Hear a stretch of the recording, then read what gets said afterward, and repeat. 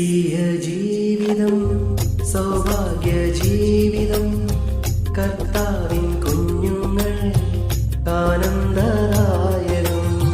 ക്രിസ്തീയ ജീവിതം സൗഭാഗ്യ ജീവിതം കർത്താവിൻ കുഞ്ഞുങ്ങൾ ആനന്ദരായരും.